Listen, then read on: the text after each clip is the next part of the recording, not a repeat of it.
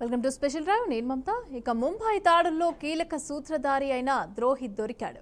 18 మంది భద్రతా సిబ్బంది సహా 166 మంది ఉసురు తీసిన ఉదాంతంలో కీలకంగా వ్యవహరించిన దుర్మార్గుడిని భారత్ ఒడిసిపట్టింది.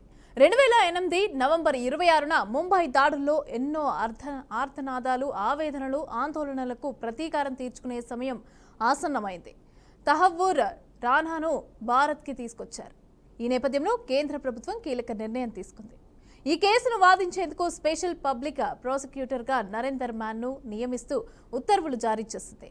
3 సంవత్సరాల కాలానికి లేకపోతే ట్రయల్ పూర్తయ్యే వరకు కూడా ఢిల్లీలోని ఎన్ఐఏ ప్రత్యేక న్యాయస్థానాలు, అపిలేట్ కోర్టుల్లో జాతీయ దర్యాప్తు సంస్థ తరపున వాదనలు వినిపించనున్నారు. ఏది ముందుగా పూర్తయితే దానినే పరిగణలోకి తీసుకుంటారు.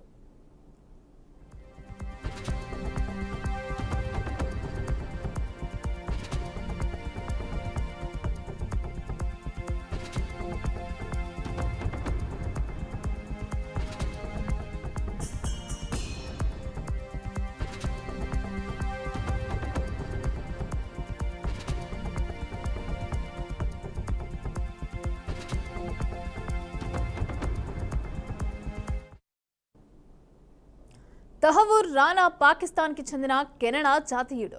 2008 26 నవంబర్లో ముంబై దాడుల్లో కీలక సూత్రధారి. ఉగ్రవాద కార్యకలాపాల్లో పాల్గొన్నాడన్న ఆరోపణలపైన 2009లో అరెస్ట్ అయ్యాడు. అమెరికా జైల్లో శిక్ష అనుభవించిన అతడిని అప్పగింత ప్రక్రియలో భాగంగా ప్రస్తుతం భారత్కి తీసుకొచ్చారు. ఇక బుధవారం రాత్రి 7:10 ప్రత్యేక విమానంలో తహవ్వూర్ను తీసుకుని అధికారులు ఇండియాకి బయలుదేరారు. అతడిని ఎన్ఐఏ అధికారికంగా అరెస్టు చేసి ఢిల్లీలోని తీహార్ జైలుకి తరలించనున్నట్లు సమాచారం. ఇక జైలు నంబర్ 2లో అతడిని ఉంచనున్నట్లుగా తెలుస్తోంది. రానాకి జైల్లో బిర్యానీ అందించడం వంటి సౌకర్యాలు కూడా కల్పించకూడదని ఉగ్రదాడి సమయంలో అత్యంత అప్రమత్తంగా వ్యవహరించి సామాన్యుల ప్రాణాలు కాపాడేందుకు సహకరించిన ముంబై చాయ్వాలా మహమ్మద్ తౌఫీక్ కోరారు. ఆ మరణ హోమంలో సజీవంగా పట్టుబడిన ఉగ్రవాది అజ్మల్ కసబ్కు జైల్లో బిర్యానీ పెట్టారని వార్తలు వచ్చిన సంగతి తెలిసిందే. అయితే కసబ్ను 2012 నవంబర్ 21న ఉరితీశారు.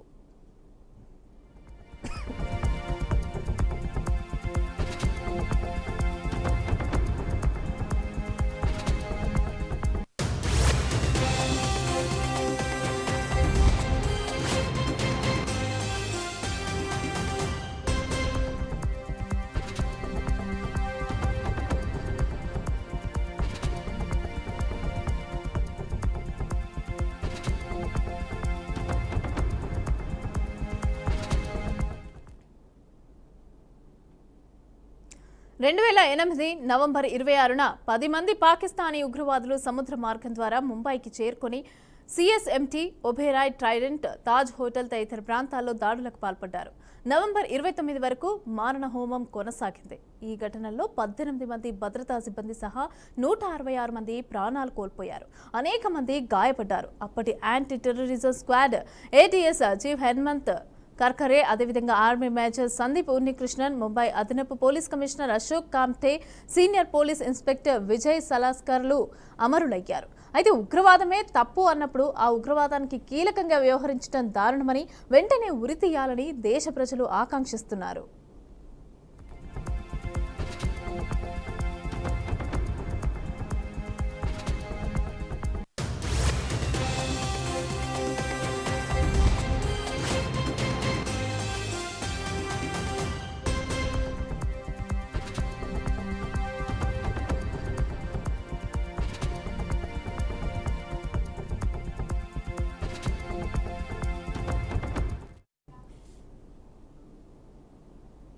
రెడ్డిగా ఇదే అంశానికి సంబంధించి కేంద్ర ప్రభుత్వం అయితే భారత్కి సొంత విమానంలో అంటే ప్రత్యేక విమానంలో అయితే తరలించడం జరుగుతోంది. అయితే ముంబై దాడుల్లో కీలక సూత్రధారి అయినటువంటి ద్రోహి అయితే దొరకడం జరిగింది.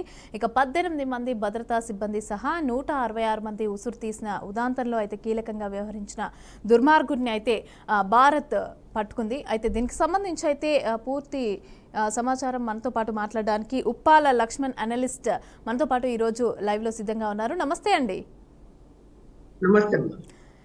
సో ఇప్పుడు చెప్పండి, ఏ విధంగా చూడాలి? ఎన్ఐఏ తరపున వాదనలు వినిపించడానికి పబ్లిక్ ప్రాసిక్యూటర్ కూడా అక్కడ సిద్ధంగా ఉంది. ఏది ముందుగా పూర్తయితే దాన్నే పరిగణలోకి తీసుకోవాలి అనేది అయితే ఒకటి ఉంది.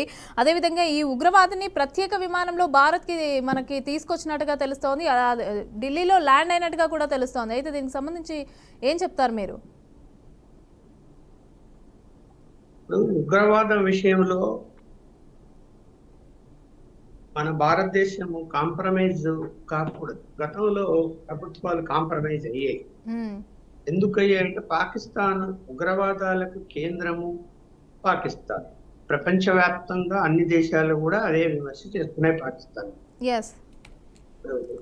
అందువలన ఇక్కడ మేమేమో ప్రోత్సహించలేదని పాకిస్తాన్ చెప్తూ ఉన్నప్పటికీ కూడా ఏ దేశంలో పట్టుబడినా, ఏ దేశంలో అల్లర్లు చేసినా, ఉగ్రవాద కార్యకలాపాలు జరిగినా దాని మూలాలు పాకిస్తాన్ నుంచే మనకు కనిపిస్తాయి. ఇప్పుడు ఇతను కూడా కెనడియన్, అక్కడికి ఏదో పాకిస్తాన్కు ఉద్యోగరీత్యా అక్కడికి వచ్చాడు. కానీ అతన్ని ఈ ఉగ్రవాదం వైపు మళ్లించుకొని అతన్ని ఉగ్రవాదిగా తయారు చేశాడు ఈ రాణాను. ఇప్పుడు సరే భారతదేశానికి తీసుకొస్తారు, కోర్టు ముందు నిలబెడతారు, విచారణ జరుగుతుంది, ప్రజల ఆకాంక్ష అంతా కూడా ఖచ్చితంగా ఉరిశిక్ష వేయాలి అతనికి అన్నది నెరవేరుతుందని నేను భావిస్తున్నాను. ఎందుకంటే కోర్టులు కూడా అంత సులభంగా వదిలిపెట్టే పరిస్థితులు ఇవాళ లేవు. ఉగ్రవాదం విషయంలో ఎవరు కూడా రాజీ పడాల్సినటువంటి అవసరం లేదు. వాళ్ళ పాకిస్తాన్ కూడా ఒక అడుగు తగ్గింది. అనేక మంది ఉగ్రవాదులు పాకిస్తాన్లోనే చంపబడుతున్నారు. నిన్న ఒక ఉగ్రవాదిని కూడా చనిపోయాడు. అంటే చంపారు. సరే ఎవరు చంపారు, అక్కడ ఎలాంటి ఆపరేషన్ జరుగుతున్నది మనకు సమాచారం ఉండదు. కానీ పాకిస్తాన్ కూడా ఆ ముద్ర నుంచి, ఉగ్రవాద కేంద్రం అనే ముద్ర నుంచి తప్పించుకునే ప్రయత్నాలు చేస్తున్నది. అయినప్పటికీ కూడా కారణం ఏమిట్రా అంటే కొన్ని శక్తులు ఇంటర్నల్ గా సపోర్ట్ చేయటము, ఆర్థికంగా డబ్బుకు ఆశపడి ఉగ్రవాదం వైపు మళ్ళడము. సరే ఇంకా అక్కడ వెళ్ళి ఉగ్రవాదులు మారిపోయి ట్రైనింగ్ తీసుకొని వాళ్ళు ఏం చెప్తే అది చేయక తప్పదు, లేకపోతే చంపేస్తారు. అలా కొంతమంది యువకులు కూడా చనిపోవడం, అందులో చేరటం ఇవన్నీ జరిగిపోయాయి. మనము గత సరే పాతకాలం వదిలేసి కేవలం ఒక 30 సంవత్సరాల నుంచే మనము ఆలోచించినప్పుడు దాదాపు ఒక ముంబైలోనే 14 సార్లు బాంబు దాడులు, అటాక్లు జరిగాయి. ఉగ్రవాదం 14 సార్లు అంటే 30 సంవత్సరాలు. దాదాపు 700 మంది పైగా చనిపోయారు. 2500 మంది పైగా గాయాలై హాస్పిటల్ పాలయ్యారు. అంటే ఒక ముంబై నగరాన్ని వాళ్ళు ఎంచుకొని గత 30 సంవత్సరాలుగా 14 సార్లు దాడులు చేయగలిగినారు అంటే అది ఏమైనా చిన్న విషయమా? సరే ఇప్పుడు మనం ఈ కూటమి ప్రభుత్వం వచ్చిన తర్వాత ఈ 10 సంవత్సరాలుగా మనం పెద్దగా జరగలేదని మనం అనుకున్నప్పటికీ కూడా ఉగ్రవాద విషయంలో ఇప్పటికీ కూడా అప్రమత్తంగా ఉండాల్సిన అవసరమే ఉన్నది తప్ప ఉగ్రవాదం నశించిపోయిందనో మన జోలికి రారనో మనం నమ్మడానికి వీల్లేదు. ఇంకా ఎక్కడో చోట నక్కి ఉంటారు, ఎక్కడో చోట వస్తూనే ఉంటారు. వాళ్ళకి ఏమైపోయింది, బంగ్లాదేశ్ నుంచి ఇండియాలోకి ప్రవేశించడం అతి సులభం అయిపోయింది. ఆ బంగ్లాదేశ్ ప్రభుత్వము కఠినంగా ఉండటం లేదు, బెంగాల్ నుంచి వచ్చేస్తున్నారు. ఇది బహిరంగ రహస్యం. ఎంత మనము అక్కడ కంచెకట్టి మన సైనికులు ఎంత జాగ్రత్తగా ఉన్నప్పటికీ కూడా ఫారెస్ట్ ఏరియా ఎక్కువగా ఉండటం, అలాగే కొండలు ఎక్కువగా ఉండటం, మార్గాల్లో నుంచి చూసాం కదా అప్పుడప్పుడు అసలు గుంతలే తవ్వి కన్నాలు వేసుకొని కూడా యుద్ధలోకి వచ్చినట్టు కూడా మనం చూసాం. మరి ఈ విషయంలో మన భారతదేశంలో ఉన్నటువంటి రాజకీయ పార్టీలు, ప్రజలను మనమేం తప్పుపట్టలేదు, రాజకీయ పార్టీలు ఉగ్రవాద విషయంలో కాంప్రమైజ్ కాకూడదు, కఠిన చర్యలు తీసుకోవాల్సిందే అని మాట్లాడాలి. అలాగే ఆ ఇష్యూలు వచ్చినప్పుడు ఏకంగా ఉండాలి పార్టీలు. ఉంటున్నాయా అంటే పెద్ద ప్రశ్న. ఉమ్, ఏది చర్యలు తీసుకున్నా కూడా ఇప్పుడు ఉగ్రవాదం విషయంలో ఉగ్రవాదులు ఎలా చేశారు మనం చూస్తున్నాం కదా. వాళ్ళకి ఏమన్నా దయా దాక్షిణాలు ఉన్నాయా అని ఇందాక మీరు కూడా క్లియర్ గా అన్ని వివరించి చెప్పారు. హోటల్ మీద దాడి చేయడం దేనికి? హోటల్ ఎవరు ఉంటారు? ఏదో ఏదో అక్కడ విజిట్ చేయడానికి వచ్చి ఉంటారు, నగరం చూడడానికి వచ్చి ఉంటారు, చేత తిరగడానికి వచ్చి ఉంటారు. వాళ్ళ మీద అంటే యాత్రికుల మీద కూడా దాడి చేస్తారా? ఇక్కడ వాళ్ళకి ఏం నేర్పించారు ఉగ్రవాదం నుంచి? ఓకే, ఏదైనా ఒకరు టార్గెట్ చేశారు, ప్రధానమంత్రి టార్గెట్ చేశారు, హోంమంత్రి టార్గెట్ చేశారు అని అనుకున్నాం. ఉమ్, అవి వేరే అంశాలు. సామాన్య ప్రజలకి ఏం సంబంధం ఉంది? ఎక్కడ పడితే అక్కడ బాంబులు పెట్టడం మనం చూసాం. హైదరాబాద్ నగరంలో కూడా ఉమ్. మనల్ని ఉరి శిక్ష పడింది. అంటే ఇది లక్ష్మణ్ గారు, దీనికి సంబంధించి మరి ఎలాంటి భద్రతా చర్యలు తీసుకోవాలంటారు? ఇంతకుముందుకు అంటే ఆల్రెడీ బాగానే తీసుకుంటున్నారు, బట్ ఇప్పుడు కూడా ఇంకా ఎలాంటి భద్రతా చర్యలు తీసుకుంటే బెటర్ అని అంటారు? మీరేం చెప్తారు? ఇప్పుడు తీసుకుంటున్నది ప్రభుత్వం. ఎందుకు అంటే వన్ ఇండియా వన్ కార్డు అనేటువంటి విధానంలోకి వెళ్ళిపోయి ఉమ్, వన్ ఐడి కార్డు అంటే రేషన్ కార్డు తరహా, రేషన్ కార్డుతో సహా అన్ని ఒకే ID card, voter ID card. ఉమ్, ఈ సిస్టమ్ రాగలిగితే ఏమైపోతుందంటే ఎవరైతే ఇతర దేశాల నుంచి వచ్చి దాక్కుని ఉన్నారో ఉమ్, అంటే బినామీ పేర్లతో ఐడి కార్డు లేకపోతే బినామీ పేర్లతో రేషన్ కార్డులు, ఆధార్ కార్డులు పొంది ఉన్నారు, వాళ్ళందరూ బయటపడతారు. ఇప్పుడు అతను ఒరిజినల్ గా ఒక మతానికి సంబంధించిన వాడు అక్కడి నుంచి పాకిస్తాన్ నుంచి వచ్చాడు, కానీ ఇక్కడ ఏం చేస్తున్నాడు? ఆ పేరు కాకుండా ఇంకొక మతానికి సంబంధించిన పేరు మీద అతను కార్డు తీసుకున్నాడు. ఆధార్ కార్డు లేకపోతే ఐడి కార్డు, ఓటర్ కార్డు కూడా తీసుకున్నాడు. కనిపెట్టడం అన్నది అంత సులభం కాదు. కానీ అలా తీసుకుంటున్నాడు అంటే అడ్మినిస్ట్రేషన్, ఇక్కడ పనిచేసేటువంటి లోకల్ అడ్మినిస్ట్రేషన్ తెలియదా? తెలిసి ఎందుకు చేస్తున్నారు? ఎందుకు అలా ఇస్తున్నారు? కార్డు బోగస్ కార్డు తయారు చేస్తున్నారు బయట. ఇవన్నీ కూడా సమసిపోయి చూడు ఇవాళ అమెరికా ఎందుకు తరిమేస్తుందని ఇతర దేశాల నుంచి వచ్చి వాళ్ళ యొక్క వీసా గడువు అయిపోయినా కూడా అక్కడ ఉండి చేస్తుంటే వాళ్ళకు కూడా భయం వేసింది. ఎవరు ఎంతమంది ఇక్కడ అంటే చేస్తున్నారు? అదే మెయిన్ రీజన్ అంటారా? ఉగ్రవాదంకి సంబంధించే ఈ విధంగా చర్యలు తీసుకోవడానికి భద్రత గురించే అమెరికా ఆ విధంగా చేస్తుంది అనుకోవచ్చా? నేనైతే అదే చెప్పగలుగుతున్నా. ఇప్పుడు ఇవాళ ఎందుకు అమెరికా కూడా అలా పట్టుబట్టి వీసా గడువులు అయిపోయినా కూడా ఎందుకున్నారు అనేటువంటి దాన్ని మొత్తం వెతికి బట్టి వాళ్ళని రిటర్న్ పంపించేస్తున్నారు యువత ఉందని కూడా.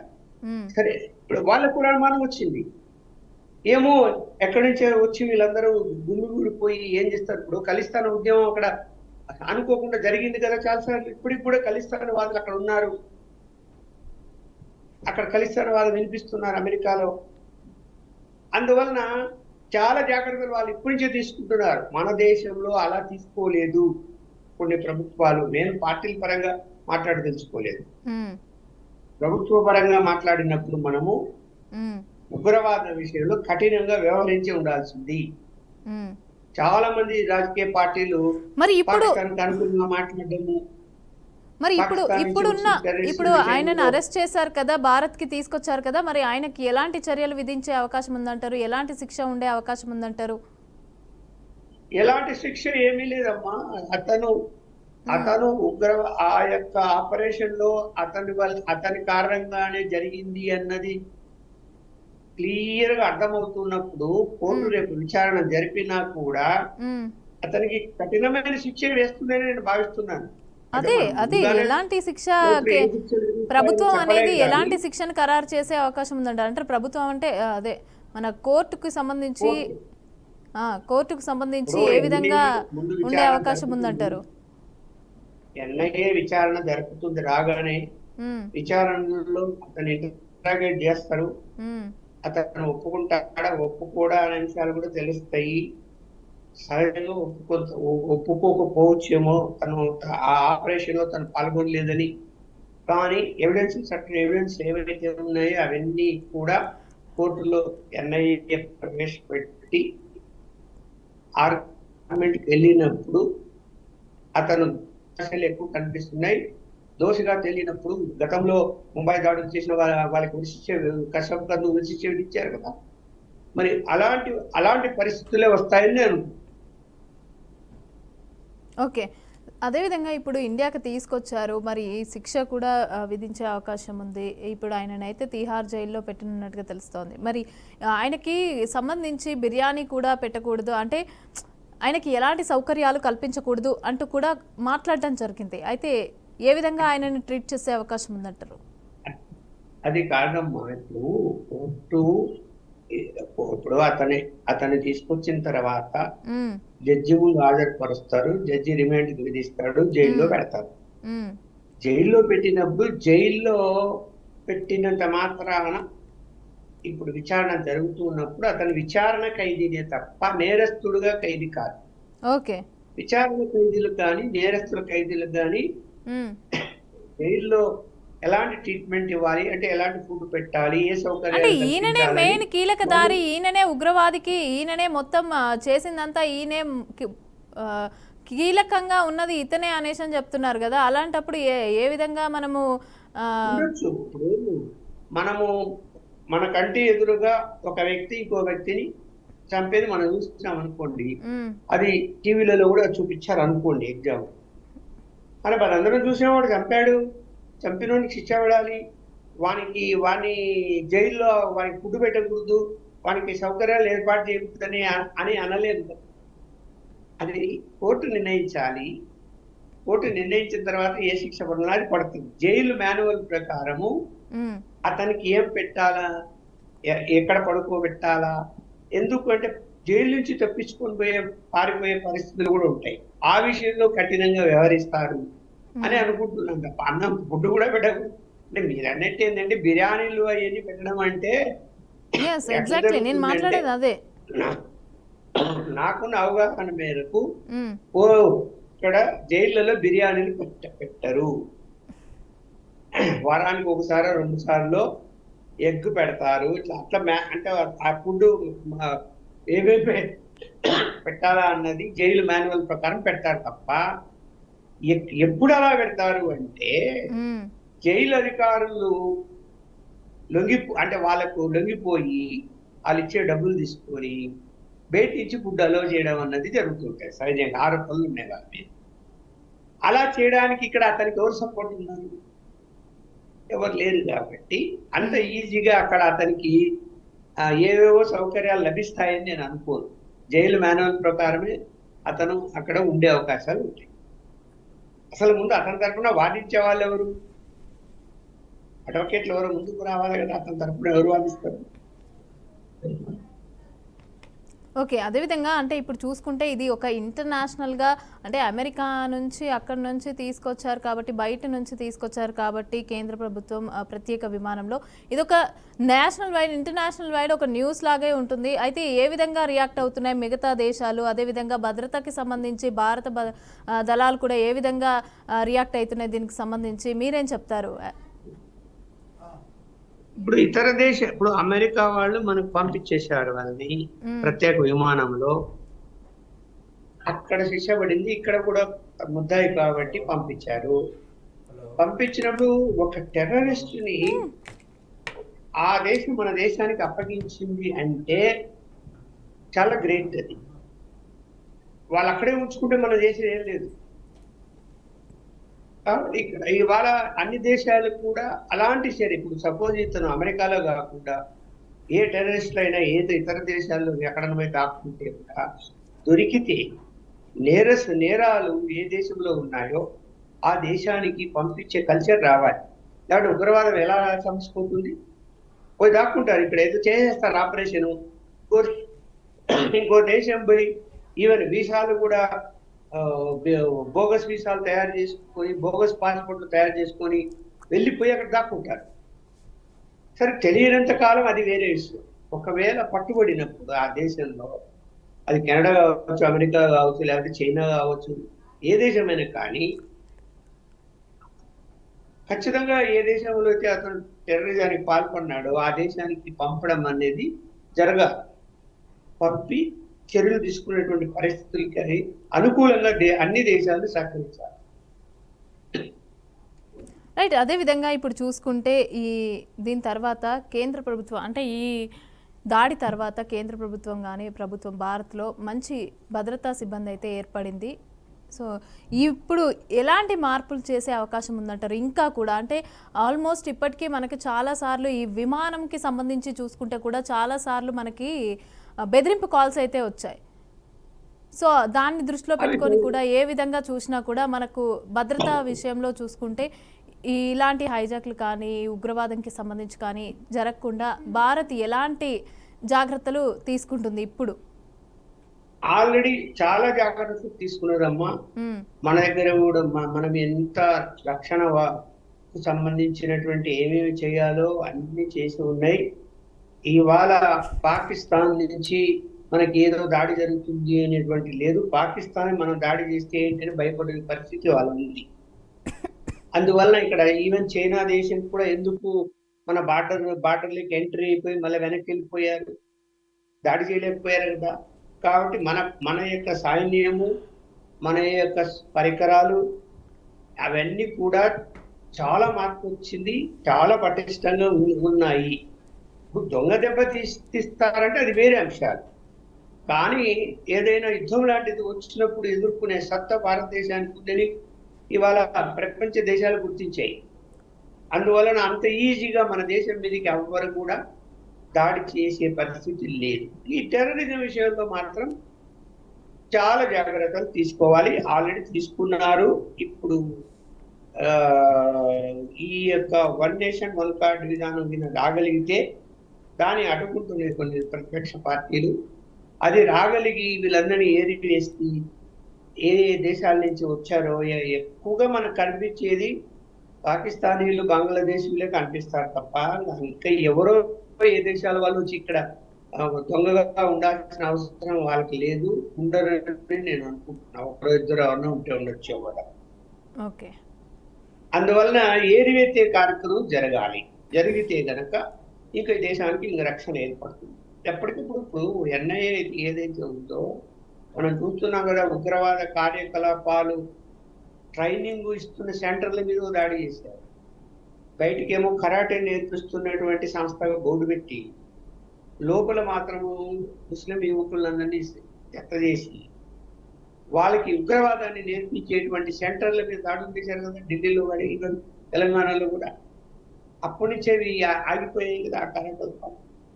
సో ఇంకా ఎక్కడన్నా జరుగుతుంటాయి అనేది అనే ఆ విషయంలో భద్రతా దళాలు అలాగే ఇన్వెస్టిగేషన్ ఏజెన్సీలు చాలా అప్రమత్తంగా ఉన్నాయని నేను అనుకుంటున్నాను. Right. Thank you Uppala Lakshman గారు లైవ్లో జాయిన్ అయినందుకు thank you so much. So చూసాం కదా, ముంబై దాడుల్లో కీలక సూత్రధారి అయినటువంటి ద్రోహి అయితే దొరికాడు. ఇక 18 మంది భద్రతా సిబ్బంది సహా 166 మంది ఉసురు తీసిన ఉదాంతంలో అయితే ఈయన కీలకంగా వ్యవహరించిన దుర్మార్గుడు అని చెప్పి భారత్ అయితే ఒడిసి పట్టుకుంది. ఇక 2008 నవంబర్ 26న ఈ ముంబై దాడుల్లో ఎన్నో ఆర్తనాదాలు, ఆవేదనలు, ఆందోళనకు ప్రతీకారం తీర్చుకునే సమయం అయితే ఇప్పుడు ఆసన్నమైంది. మరి తహూర్ రానాను భారత్కి అయితే తీసుకొచ్చారు. ఈ నేపథ్యంలోనే కేంద్ర ప్రభుత్వం కీలక నిర్ణయం అయితే తీసుకుంది. అయితే ఈ కేసుకి సంబంధించి వాదించేందుకు కూడా స్పెషల్ పబ్లిక్ ప్రాసిక్యూటర్గా నరేందర్ మ్యాన్ను నియమిస్తూ ఉత్తర్వులు అయితే జారీ చేసింది. ఇక 3 సంవత్సరాల కాలానికి లేకపోతే ట్రయల్ పూర్తయ్యే వరకు కూడా ఢిల్లీలోని ఎన్ఐఏ ప్రత్యేక న్యాయస్థానాలు అలాగే అపిలేట్ కోర్టుల్లో కూడా జాతీయ దర్యాప్తు సంస్థ తరపున వాదనను అయితే వినిపించనున్నారు. ఇక ఏది ముందుగా పూర్తయితే దాన్నే పరిగణలోకి తీసుకుంటామని కూడా చెప్తున్నారు. అయితే మరి ఏం జరగబోతోంది, నెక్స్ట్ ఎలాంటి చర్యలు తీసుకుంటారు, ఈ ద్రోహికి సంబంధించి ఉగ్రవాద ద్రోహికి సంబంధించి ఏ విధంగా చర్యలు ఉంటాయి అనేసి అని చెప్పి మనం చూడాల్సిందే. ఇది ఇవాల్టి స్పెషల్ డ్రైవ్. చూస్తూనే ఉండండి BRK న్యూస్.